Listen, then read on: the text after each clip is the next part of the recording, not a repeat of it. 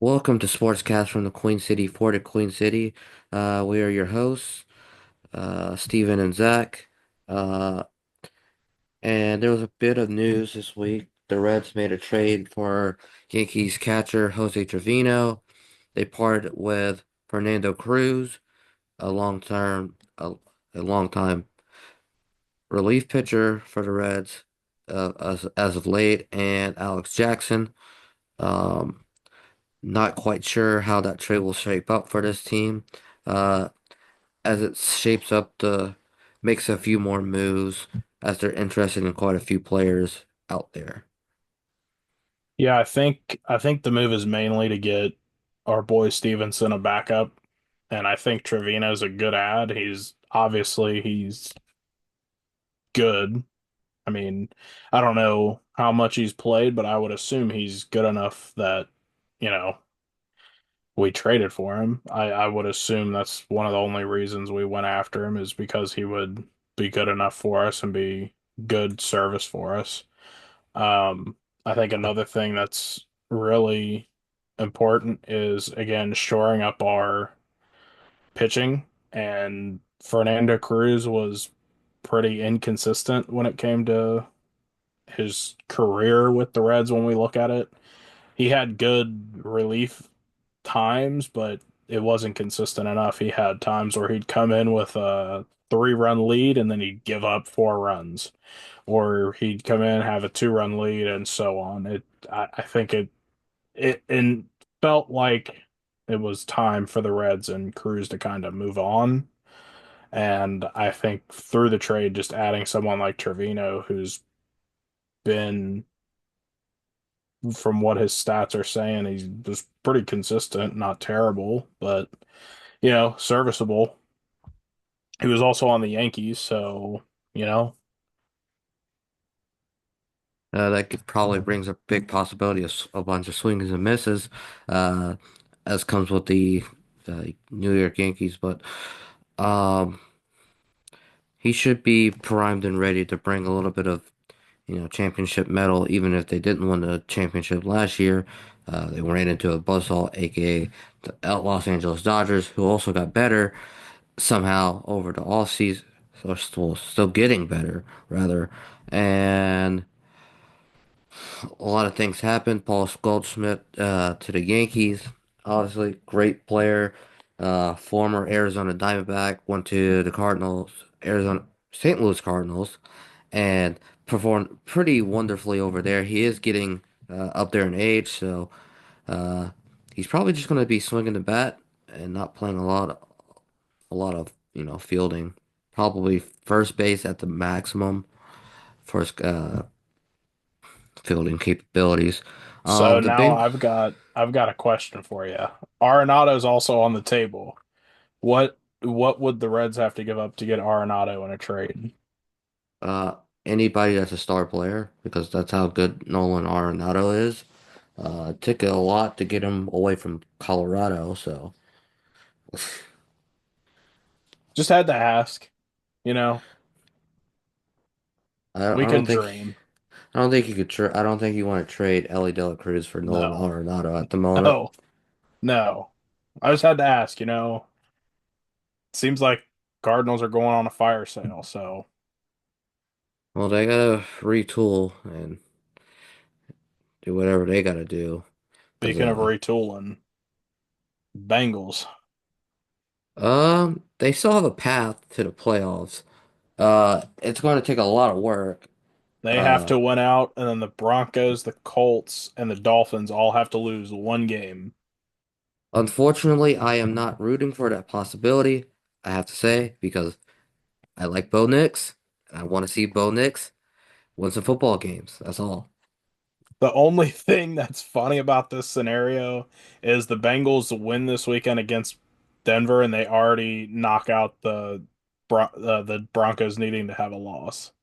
That's the funniest thing about the scenarios. They just need any loss from Denver, and the Bengals could give them the loss that they need the Well, Broncos to the have. Broncos have to lose out. I'm pretty sure they have to lose one more game after that. Oh, and they play Kansas City after that, I'm pretty sure. Yeah, they might sit down. They might sit Patrick for that. Which I mean, Carson Wentz as a backup isn't terrible, but It could be either a master class or a disaster class from Carson Wentz.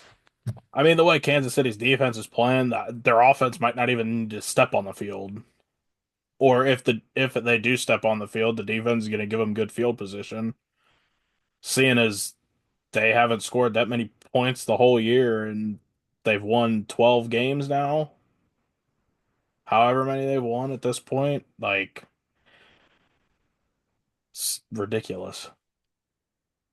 So currently the Bengals have to win their final three games. Yep. Um, and other things that has to happen is the Broncos needs to lose to the Chiefs in Week 18. The Dolphins need to lose one of their final three games, and the Colts need to lose one of their final three games. And so There's a uh, path, there but is a there's a path. lot of dominoes that need to take place, especially with us having to win out. And we've got to play Denver, and then Pittsburgh's our last game. We got to play Denver, and then Denver, and then Pittsburgh. We have Cleveland this Sunday, and then Denver next weekend, and then the Steelers. Okay. Yeah, so this week I'm given the probability on a scale of 1 to 10. I'm given like a 5 or 6. Should I be higher? Sure, but the way the defense has been playing, we can put up 30 and the other team could put up 30. Can't guarantee anything with this team anymore. So I'm gonna firmly fence in on this. apparently DTR is starting for the Browns this weekend too. So Yeah, Jameis got benched. It, you know, Lord deliver him from pick sixes. yeah, the Lord Um, did deliver him from pick sixes. He can't throw a pick six if he's on the bench. well, he probably could, but you know, we want to see Jameis out there because Jameis has the best quotes. Uh, you spitting facts. That's all I And look forward to is the Jameis quotes. well, a lot of things Um, happened today yeah. and yesterday. Uh, in the CFP, every home team won. Uh, so I can't tell if this was a disaster or if it Or was a masterclass. or just chalking up the home field advantage in a new environment and new stakes. So And it then looks like the should quarterfinals have been set. Texas yes. versus Arizona State, Ohio State versus Oregon, Penn State versus Boise State, and Notre Dame versus Georgia, all occurring on January 1st, on New Year's What Day. what a way to reign in the new year. Boise State and Penn State is New Year's Eve. Nope, all January 1st. No, I'm looking at it right now. Oh, are they? Yes. Penn State, Boise State on the 31st, then the other three are on the 1st.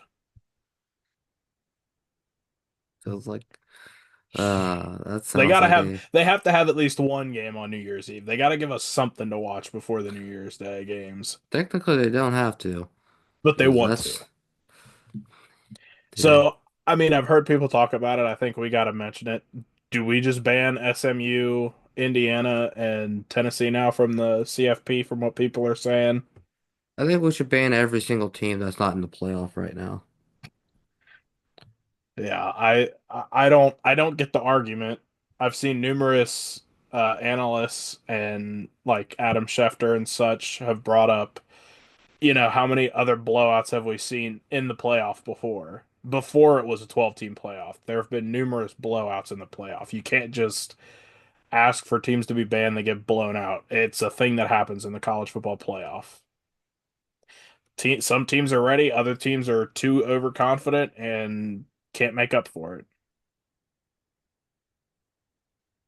There's also Just the factor that these are like home field advantage games, not neutral site games. There is a little bit of, swaying here, the crowd noise, yep, being a factor, plus all the teams like, Lane Kiffin and, so now South Carolina, all those other teams that were outside looking in, you could have been in the playoff too. if you won your games. Yeah. Can't blame, the non-conference games.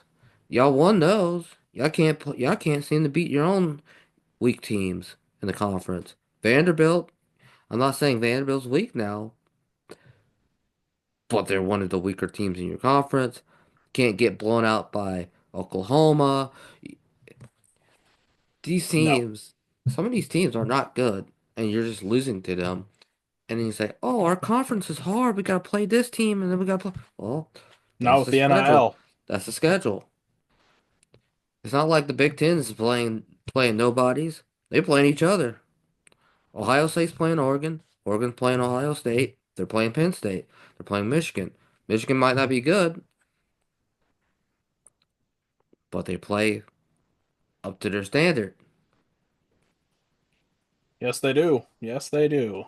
I mean, it's a 12 team playoff. I think Oregon's coach said it best, which is you got to win your games, like he said. Also, it's like, yeah, Alabama made it, whatever, or Alabama's outside looking in now. So they didn't make it in. But also, if Alabama won their games, they'd be in as opposed to a SMU right now. So. Like outside looking in, yeah, you can complain because teams got blown out, but guess what? You also could have been in those shoes and gotten blown out. So, it's just how the cookie crumbles. It is what it is. You got to deal with it. You got to now work on getting recruits, getting transfers, work with your NIL, get the people to come in, get the players that are going to help you win right now. The NIL and transfer portal is a huge access to half of the teams now that I don't think many are using, it seems like.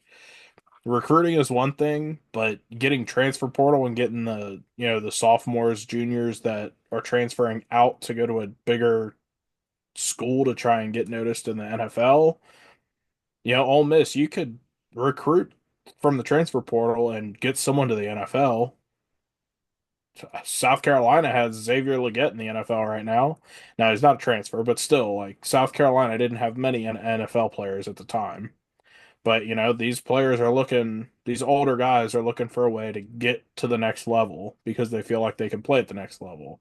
Recruit in there, get those guys in, they can help you win, and you could be in the playoff.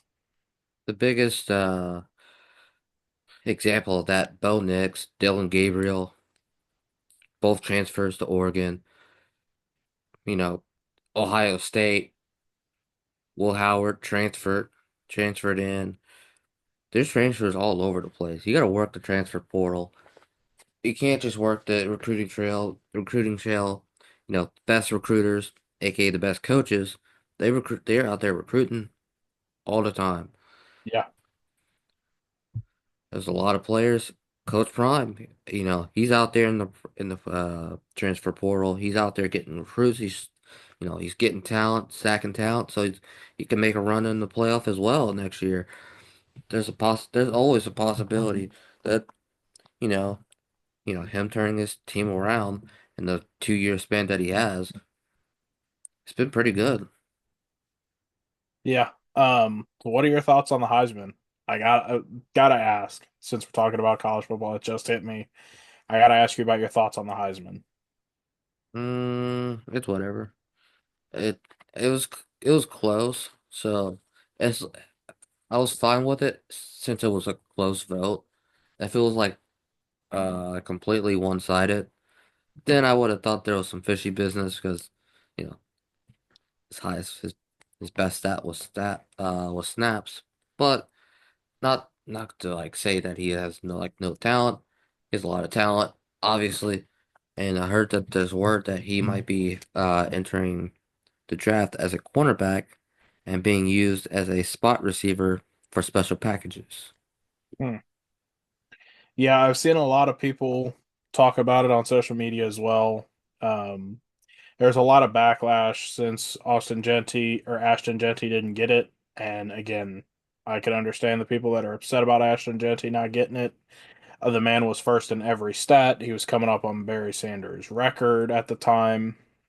And then Travis Hunter won it. Like everything just pointed to Ashton Genty should be getting it, and then he didn't get it. I understand the frustration and everything, and I'm still one of the people that's on the fence about it. I've accepted it at this point, but some of the arguments about, him playing both ways and him playing well both ways. I mean, he played okay both ways, I would say. Yeah, he was a All-American first team on both sides. Sure, that's cool. But like his stats didn't scream best at both positions. That's my only thing. And yes, we've had a lot of running backs win the award, but I think it's more quarterback in the most recent time frame that we're in. It's been more quarterback and a couple receivers as opposed to defensive players and running backs. Like, yes, you look at the history, the only running back that touches what Ashton Genty did that won the Heisman is, I think it was Barry either Sanders. He was either close to Mark break. Ingram He broke or Barry Sanders' record. So oh, he did? Okay, yeah. So he broke it. But I mean, the only running back that won the Heisman that was close to what he did as far as yards and everything, and it wasn't like close, but close enough was I think Mark Ingram or one of the Alabama running backs. But now look at that. That's 2010s ish that one of them would have won it. Like that's now I think Derrick history Henry might have been the ago. last one. Yeah, like that's years and years. That's over 10 plus years ago. So again, Ashton Genty also did something that hasn't been done in forever with everything that he just did with his being first in every category. So there's an argument to be made for both, but some of the people that are saying deal with it, this, and this about Travis Hunter winning, like you can't just tell a lot of people that, seeing what Ashton Genty did to just deal with it. Like, because the stats of everything aren't lying when it comes to backing up Ashton Genty on it. Oh Like, yeah, Derrick Henry was the last running back to win in 2015. yeah. So almost 10 next year be 10 years since a running back has won the Heisman. Yep. So the fact, like the argument of it's a running back award, that is not valid. That is not valid anymore. You have got to find a different reason because quarterbacks have dominated that award. Yep. Jaden Daniels, quarterback. Caleb Williams, Bryce Young, Devonta Smith, It was the only also receiver. was the only receiver in 2020. Joe Burrow, Kyler Murray, Baker Mayfield, Lamar Jackson. Then Derrick Henry in 2015. Then before that, Marcus Mariota, James Winston, Johnny Manziel, RG3, Cam Newton, and then the last uh, time another running back won was in 2009, and it was Mark Ingram. It's a quarterback award. It's not a running back award. I've seen numerous videos and people talking about it's not a running back award. You want to, it can seem like it's a running back award, but at this point it's quarterbacks because the quarterbacks have such ridiculous stats at times that it's crazy. But I just had to get your feed on it, and honestly, I had to get the whole stuff out there. But again, Travis Hunter's got it. Good for him. Yeah, it's been a while since we've seen someone play both ways, but yes. Be looking forward to next year and seeing what's going on in the draft, and we'll see what happens with the Bengals. Is coming. It's coming 3 games, so and we'll see what the Reds keep doing. Yep, and that'll be all, and we'll see you next time.